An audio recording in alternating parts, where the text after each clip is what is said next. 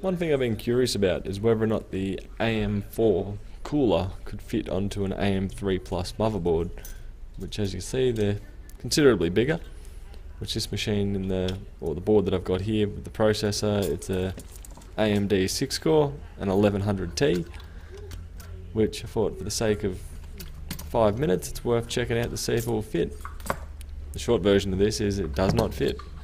The mounting points on the AM4 cooler are wider and longer than the AM3 cooler.